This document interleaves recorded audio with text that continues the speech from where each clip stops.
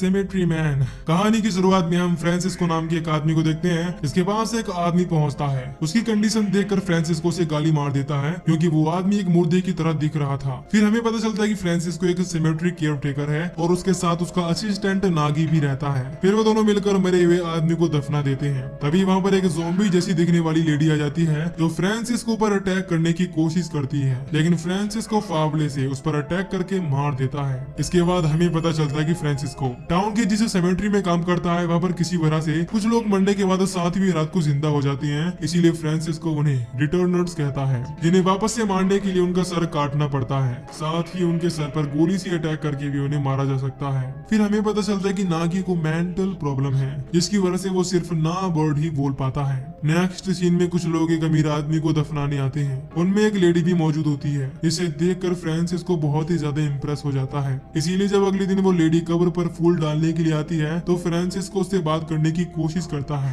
जिससे उसे पता चलता है कि मरने वाला लेडी का हस्बैंड था। हालांकि इस बात पर फ्रांसिस्को उस लेडी को समझाने की कोशिश करता है कि धीरे धीरे तुम्हारा दर्द कम हो जाएगा, लेकिन इस बात पर वो लेडी बहुत ही ज्यादा गुस्सा हो जाती है और कहती है कि वो बहुत ही प्यार करने वाला आदमी था। फिर वो लेडी गुस्से में वहाँ से चली जाती है। इसके बाद फ्रांसिस्को पेमेंट लेने के लिए टाउन के सिटी हॉल में पहुंचता है। इस दौरान वो वहाँ मौजूद फ्रैंको से कहता है कि मुझे कुछ दिनों से एक्स्ट्रा काम करना पड़ रहा है, इसीलिए क्या मुझे पहले से ज्यादा पेमेंट मिल सकती है। लेकिन वो फ्रांसिस्को का दोस्त होने के बावजूद इस चीज के लिए साफ मना कर देता है और कहता है कि तुम्हें इस बारे में मेयर से बात करनी होगी। लेकिन फ्रांसिस्को को डर था कि कहीं मेयर को ज़ॉम्बीज के बारे में बताने पर वो सेमेट्री बंद ना कर दे। अगले सीन में जब फिर से मरे हुए आदमी की वाइफ अपने हस्बैंड की कब्र पर फूल रखने के लिए आती है तो फ्रांसिस्को उससे सॉरी बोलता है और उसे इम्प्रेस करने के लिए बताता है कि मेरे पास बायोलॉजी की डिग्री होने के बाद भी इस सेमेट्री में ही काम करना पड़ रहा है। लेकिन वो देखता है कि उस लेडी को उसकी इन बातों में कोई इंटरेस्ट नहीं है। इसके बाद फ्रांसिस्को उसे बताता है कि ये सेमेट्री भले ही छोटी है, लेकिन यहाँ पर रहस्य से भरी हुई कई सारी ओसेरी है। यहाँ पर हमें पता चलता है कि ओसेरी एक बॉक्स होता है जिसके अंदर इंसानों की डेड बॉडी पूरी तरह से गल जाने के बाद रखी जाती है।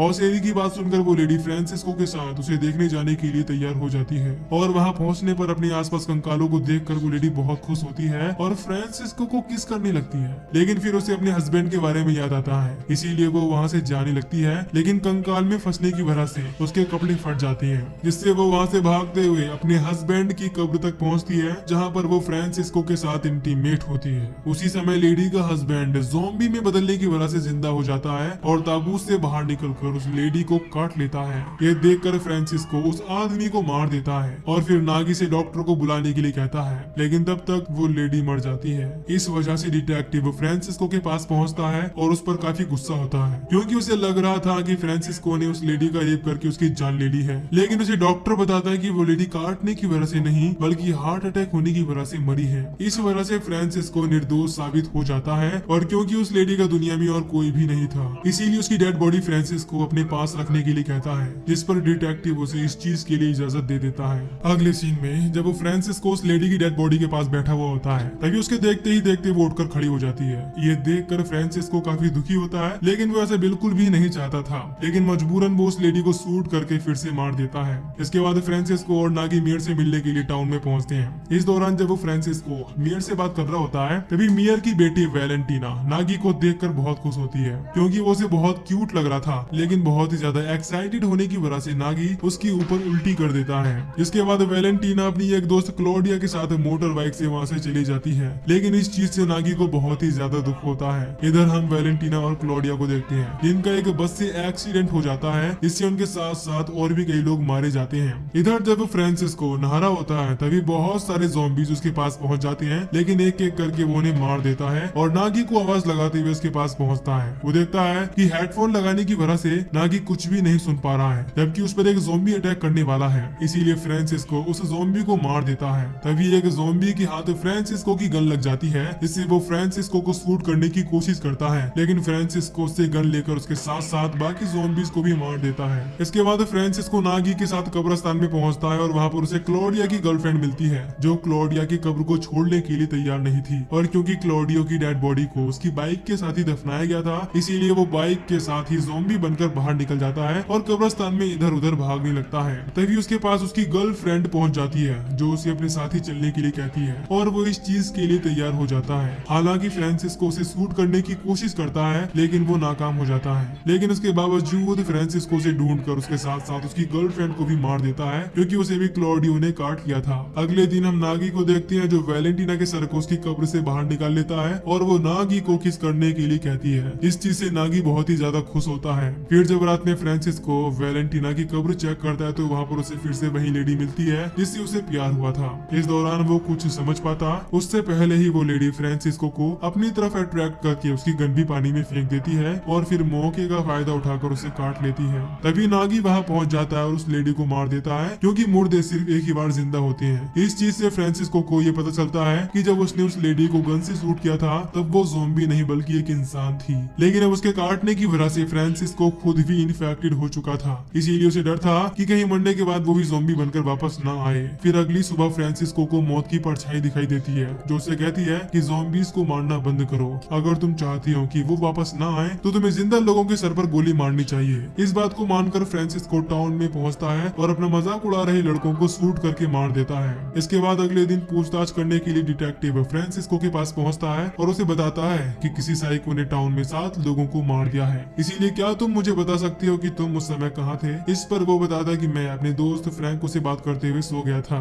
इसीलिए मुझे इस बारे में कुछ भी नहीं पता। इस बात पर डिटेक्टिव कहता है कि मुझे नहीं लगता कि वो तुम थे, बल्कि वो तुम्हारा असिस्टेंट नागी था। ये सुनकर फ्रांसिस्को पहले अकेले में नागी से बात करने के लिए जाता है और देखता है कि नागी वैलेंटीना के साथ है। लेकिन इससे पहले कि फ्रांसिस्को नागी को बाहर ले जाता, वहाँ पर मेयर पहुंच जाता है जो इलेक्शन के लिए अपनी बेटी की कब्र से तस्वीर लेने आया था जिससे उसे ज्यादा से ज्यादा वोट मिल सके। लेकिन डेड बॉडी को निकालने के बाद उन्हें उसका सर नहीं मिलता। तभी मेयर को अपनी बेटी की आवाज सुनाई देती है जिससे वो उसकी आवाज को फॉलो करते हुए नागी के रूम में पहुंच जाता है और देखता है कि वहाँ पर उसकी बेटी का कटा हुआ सर है जो बात कर रहा है। इस दौरान वैलेंटीना मेयर से कह रही होती है कि मैं नागी से शादी करना चाहती हूँ। इस बात पर वो गुस्सा हो जाता है और कहता है कि मेरे जीते जी ऐसा कभी भी नहीं होगा। ये सुनते ही वैलेंटीना मेयर को बहुत बुरी तरह से काटने लगती है जिससे फ्रांसिस्को वैलेंटीना को शूट करके मार देता है। इस दौरान ब्लीडिंग होने से मेयर भी वहीं पर मर जाता है। ये देखकर डिटेक्टिव काफी हैरान होता है और फ्रांसिस्को से इस बारे में पूछता है। वो बताता है कि तुम बाइट मार्क को चेक कर सकते हो, न ही मैंने इसे काटा है और न ही नागी ने,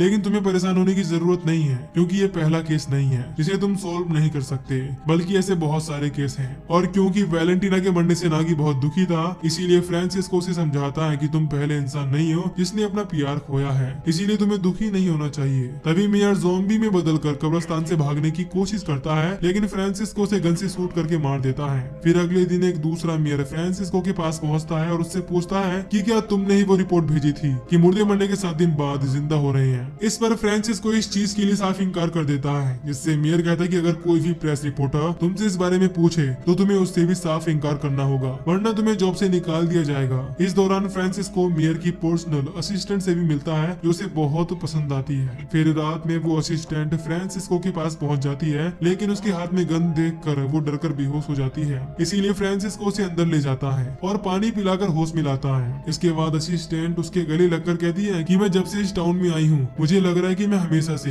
प्यार करती आ रही हूँ। ये सुनकर फ्रांसिस्को काफी हैरान होता है, लेकिन फिर वो उससे कहता है कि मैं भी तुमसे प्यार करता हूँ। फिर असिस्टेंट बताती है कि मैं तुमसे शादी करना चाहती हूँ, लेकिन मुझे इंटीमेट होने में डर लगता है। इसीलिए फ्रांसिस्को डॉक्टर के पास पहुंचकर अपना बॉडी पार्ट रिमूव करने के लिए कहता है, लेकिन इसके बजाय डॉक्टर उसे एक ऐसा इंजेक्शन लगा देता है जिससे कुछ समय के लिए वो किसी के साथ इंटीमेट ना हो सके। हालांकि इस चीज से फ्रांसिस्को को काफी दर्द होता है, लेकिन कुछ ही दिनों में वो बिल्कुल ठीक हो जाता है। इसके बाद उससे मिलने के लिए असिस्टेंट आती है और वो उसे देखकर काफी खुश होता है, लेकिन वो बताती है कि मेयर ने मेरा रेप किया, लेकिन फिर उसे अपनी गलती का एहसास हो गया और उसने मुझसे सॉरी बोलकर शादी करने के लिए कहा। और क्योंकि उस हादसे से मेरा डर खत्म हो चुका था, इसीलिए मैंने उनसे शादी के लिए हाँ कर दी है। ये सारी चीजें सुनकर फ्रांसिस्को पूरी तरह से टूट जाता है और टाउन के एक बार में पहुंचता है और वहाँ पर उसे मैग्डा और लॉरा नाम की 2 लड़कियां मिलती हैं जो उससे लिफ्ट मांगती हैं और ना चाहते हुए भी फ्रांसिस्को ने लिफ्ट देने के लिए तैयार हो जाता है। फिर वो दोनों अपने घर पहुंचने के बाद फ्रांसिस्को को ड्रिंक के लिए बुलाती हैं।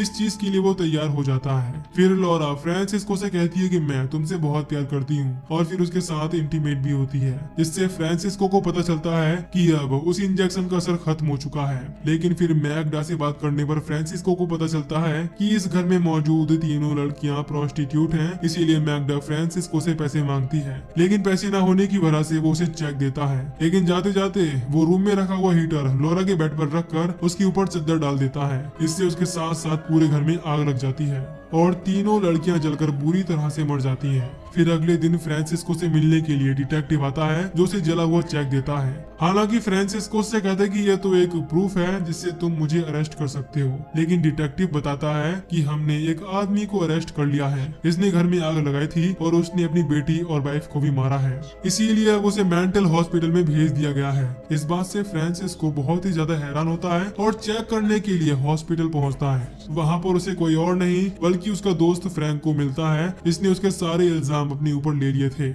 इसलिए फ्रांसिस्को उससे कहता है कि तुम एक चोर हो, तुमने मेरे किए गए इल्जाम को चुराया है। मैं मान सकता हूँ कि तुमने अपनी बेटी और वाइफ को मारा होगा, लेकिन उन 3 प्रोस्टिट्यूट लड़कियों को मैंने जलाकर मारा है। इस दौरान जब वो बात कर रहा होता है तभी वहाँ पर एक नन पहुंच जाती है जो फ्रांसिस्को को स्मोक करता हुआ देखकर बहुत ही ज्यादा गुस्सा होती है और चिल्लाने लगती है। इससे फ्रांसिस्को उसे शूट करके मार देता है। तभी रूम में एक एक करके एक डॉक्टर और एक नर्स भी आती हैं, जो वहाँ की कंडीशन देखकर काफी घबरा जाते हैं, लेकिन उनके कुछ समझने से पहले ही फ्रांसिस्को उन्हें मार देता है। तभी फ्रैंको को भी होश आ जाता है, जो फ्रांसिस्को को वहाँ से जाने के लिए कहता है और ये भी कहता है कि मैं तुम्हें नहीं जानता कि तुम कौन हो। इसीलिए गुस्से में फ्रांसिस्को उसे भी मार देता है। फिर हॉस्पिटल से निकलते हुए डिटेक्टिव फ्रांसिस्को को देख लेता है, लेकिन वो कहता है कि ये अच्छी बात है कि तुम्हारे पास गन है, क्योंकि यहाँ पर एक किलर घूम रहा है। हालांकि फ्रांसिस्को से बताने की कोशिश करता है कि मैं ही वो किलर हूँ, लेकिन वो उसकी बात सुने बिना ही वहाँ से चला जाता है, जिस चीज से फ्रांसिस्को पूरी तरह से टूट जाता है। कब्रिस्तान में बनी हुई मौत की परछाई से कहता है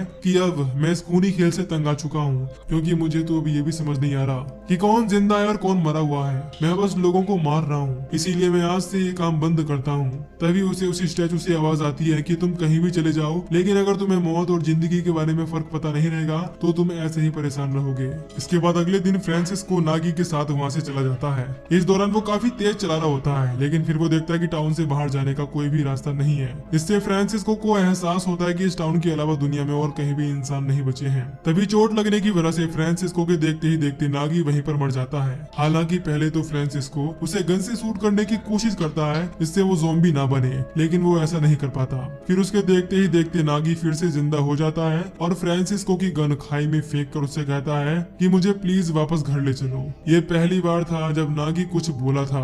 फिर पोस्ट क्रेडिट सीन के अंदर हम देखते हैं कि नागी और फ्रांसिस्को दोनों ही एक स्नो ग्लोब के अंदर हैं और इसी के साथ ये मूवी यहीं पर खत्म हो जाती है।